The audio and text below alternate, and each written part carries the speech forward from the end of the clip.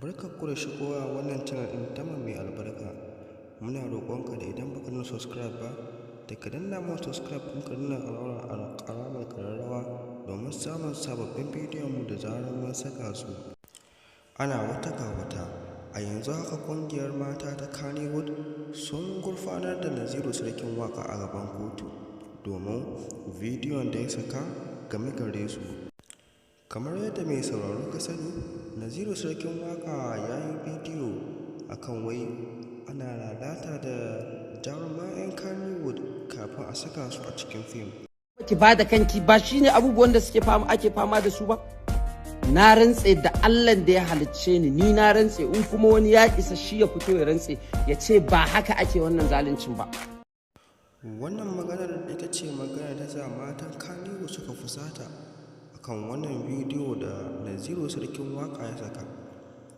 Amma mai sauraro, kafin mu saka muku wani sabon bidiyon, don Allah muna roƙonka da ka nuna mun subscribe kuma ka nuna alamar ƙararrawa ta yadda da mai sabon bidiyo za ka gani. Babu shakka matan Kannywood da yawa sun fito sun yi ƙorafi akan wannan bidiyon da Naziru Sarkin Waƙa ya saka. Kamar yadda mai sauraro ka sani dai, matan Kannywood sun gurfanar da Naziru Sarkin Waƙa a gaban alƙali domin ya bi musu haƙƙinsu. Ya mana sutura, ya mana wando, fim ya kai mu duk inda ba mu taɓa zamani ba, har gidan shugaban ƙasa ya kai mu, fim ya kai mu gidan shugaban ƙasa, amma ba ta hanyar fim muka je gidan shugaban ƙasa ba, mun je ne ta hanyar mawaƙa kuma ta hanyar waƙa. Sannan kake cewa fim ya mana riga, mana wando, ya mana sutura. Fim bai mana riga, mana sutura ba, ya mana wando ba. A cikin fim ɗin ma ai sai ka bada kanka sannan ake yi da kai. To mu ba mu bada kanmu ba, shi yasa bai mana riga, bai mana sutura, bai mana wando ba. Sannan kuma da kake cewa har miliyan 1 ana bada, ban taba gani ba saboda ni ba a bani ba. Kake cewa haka. Sannan shekara nawa ina cikin industry din, shekara na nawa ina cikin industry din, waye san ni? Na tabbatar na yi fina-finai sama da 10, amma har yanzu sai wanda kuke so kuke kuwa kuke sakawa a cikin industry. Sannan zaka buɗa kika ce. To mai sauraro, ka dai ga abin da ta faɗa, kana goyon bayan su ne da gurfanar da shi a gaban kotu? Idan haka ne, kai mana comment domin mu ga abin da yake ra'ayinku. Kamar yadda mai sauraro ka sani, ga wannan mata ita ma ta yi bidiyo akan wannan abu da Naziru Sarkin Waƙa ya yi.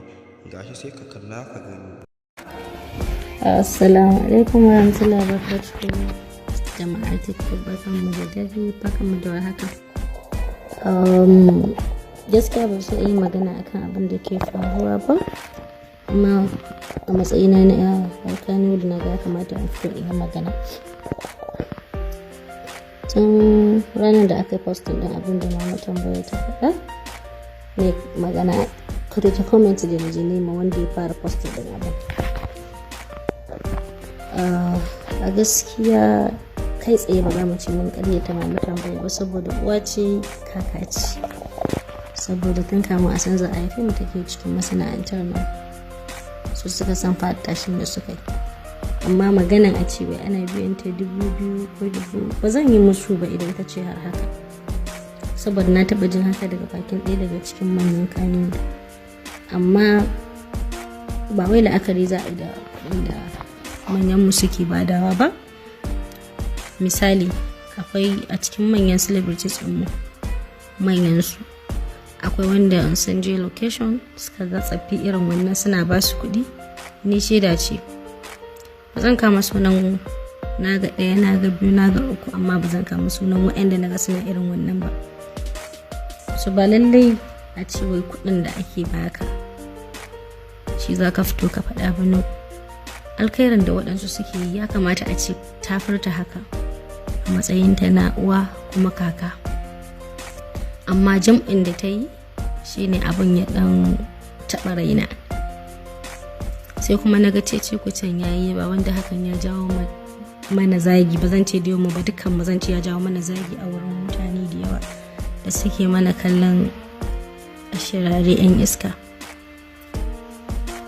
wanda ba haka ba ne. Allah shi ya san gaskiya kuma shi ne shahida. Misali, ni fim ɗin da na taɓa yi da mama tambaya ina ga ba za su fice 3-4 ba, ban san me aka bata ba, amma zan ɗauki fim ɗin da na san wanda a shi ne duniya ta sanni in yi misali da shi, watan 90 days. Komin girmanka da sunanka, hakanan duk ko da a ce a shi ne aka fara ɗaura maka kamera, to kuɗi ɗaya ake biyan kai da kai da babban jarumi. Ba ya danganta da yawan sina-sinanka. To mu ɗauka cewa sin 3 ko 4 ko 5 ma mutan baya ta yi, misali a ce 4,000 ake bayarwa. Jama'a ku taya ni lissafawa nawa kenan. To mu ɗauka cewa 10 ta yi, nawa kenan kuɗinta zai zama. Sannan sarkin waƙa ka yi haƙuri. To salamu alaikum jama'a, barkanmu dai. Ana ga tunda a BBC suka saki hirar nan da Hajiya Ladin Cima tambaya mamana, na ga yawanci mutane sun fara comment, musamman suna zagin mu da muke ƴaƴan su ita sai Ladin Cima da muke wannan harka. To a gaskiya da ban yi ne yin magana ba, amma naga ya kamata ne maganar da ya kamata na yi tunda na san abubuwa da yawa. Hajiya Ladin Cima gaskiya ta fara fim tun ba a zo ana fina-finai irin wannan namu ba na kaset, amma Allah da ikonsa Hajiya Ladin Cima watakila ko tana magana ne akan farko-farkon fara aikinta, saboda ba tarbiya ba ce na kalli dattijuwa kamar wannan na ce ta yi ƙarya.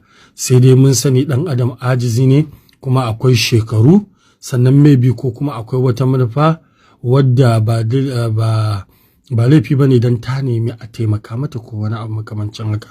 Amma dai tabbas a fim Hajiya Ladin Cima ta ce ba a taɓa ba ta 50,000 ba, 40, to gaskiya ba haka ba ne ba. Banda kyauta ta musamman wadda za a yi wa mutum a matsayinsa na elda, mu ɗauko ɓangaren abin da ya shafi zallar fim. Magana ta gaskiya, abin da ta nuna cewa ko 10,000 ba a taɓa ba ta ba. To ni Aminu S. Bono, Hajiya Ladin Cima ta sani, mun yi aiki da ita wajen guda 2 ko 3, duk a cikinsu babu wanda ban bata abin da ya haura 10,000 ba. Kuma aikin ba aiki ba ne na a zo a gani, wanda inda yarinya na kirawo ba Hajiya Ladin Cima ba, mala ba zan bata 10,000 ba, ko 15,000 ko 20. Ba zan faɗa abin da na bata ba, saboda ba daidai ba ne in faɗa ɗin.